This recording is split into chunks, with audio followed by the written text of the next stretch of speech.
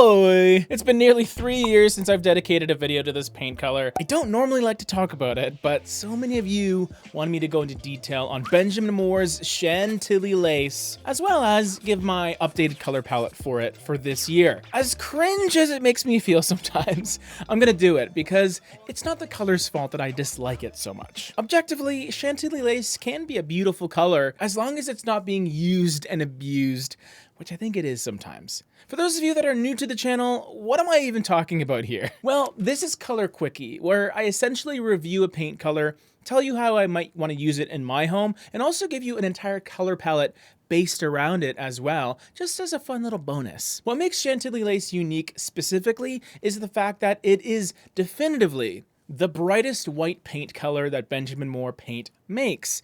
Because of this, it's gotten a ton of notoriety in the design space, especially within Scandinavian design, and as minimalism rose to prominence, where everyone wanted a house that looked like an art gallery with pure white walls. What better white to use than the brightest white there is? And I'm talking bright because whether we go with its currently stated light reflectance value of 90.4, this is a paint color that reflects a ton of light, more than 90% of it, more so than any other color in the entire company's catalog. Chantilly Lace is regarded as a favorite on white baseboards, doors, ceilings, even on walls.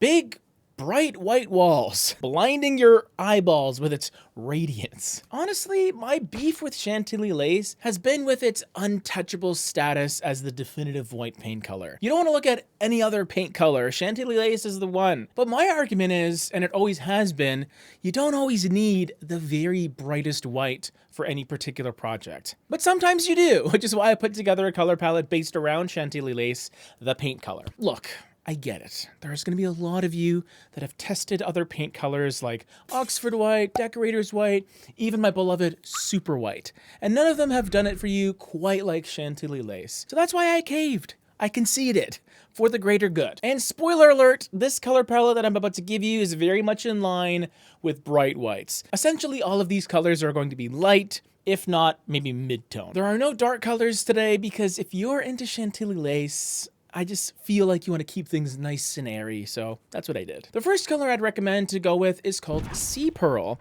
and this is a slightly nuanced light grayish paint color that sometimes gets overshadowed by the classic grays of the world. Maybe that's my fault, because I love classic gray. I do think this is more appropriate as a paint color for the walls compared to Chantilly Lace, because I just feel it's a bit more softed and muted overall.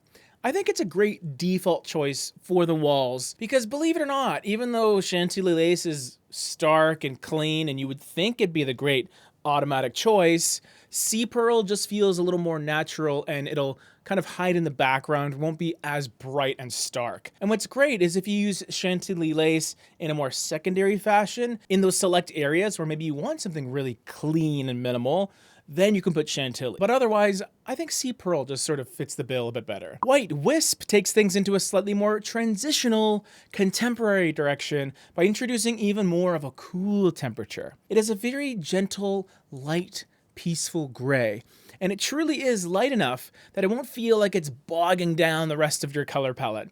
Definitely suits the other two colors. I mean, if you can call Chantilly Lace a color. But this one will give you a fresher feel for perhaps a bedroom or even a bathroom. And then you have Pale Smoke, which is the admittedly muted accent color of the bunch. I would say it's barely a mid-tone, but definitely on the lighter side of things overall. And a bit like White Wisp, this is another cooler color, but it has a little more saturation this time. You do see a lot of blue more prominently this time, although it does have that slightly hazy feeling to it as well. You could say this is a bit of a coastal feeling color, but it's not going to pigeonhole your design into a nautical theme or anything. It does have versatility and usability, especially if your decor has nothing to do with the coast. It's just another bit of coloration, sort of a nearly neutral that has the ability to really go in any room you want it to. It's not very dark at all. So far, we've gone for a pretty conservative color palette, which is not something I do normally, but I know there's a lot of you that work within the neutral palette and love your lighter colors. So I wanted to service you as well. And you could do me a service by clicking that like button because it does wonders for our growth. Now we have to talk about trim and baseboard colors because this is a tricky one. You might be trying to find the perfect white to go with Chantilly lace on the trim, and I know that because I see you in the comment section, but I'm telling you, just stop looking for it because you already found it.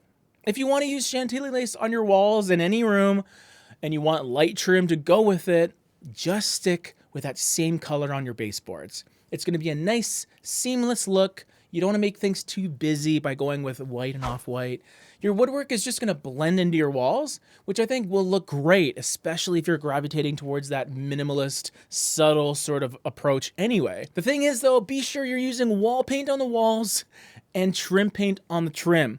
Normally, you can go with the same product line of paint, just pick a more durable finish for those baseboards. But if you're watching this and you're like, James, I don't want white on white. Give me a darker trim color. Okay, fine. What about Pashmina? That's a good choice, right? Not really the most obvious decision for me, and that's because it is quite different from Chantilly lace, but that's sort of the point here. That's why I picked it. This is a color that is a warmer neutral, but it does have this stone cold coolness mixed in as well, which does make it fairly neutral and kind of right down the middle in certain ways. In other situations, you would easily put Pashmina on your walls and Chantilly lace on your baseboards, but in this case, I just flipped the script, so your eyes are drawn to the trim instead. Here's the palette all together. It was actually a pretty fun one to put together. Let me know what you think. And here's another one that doesn't involve Chantilly lace. No tea, no shade.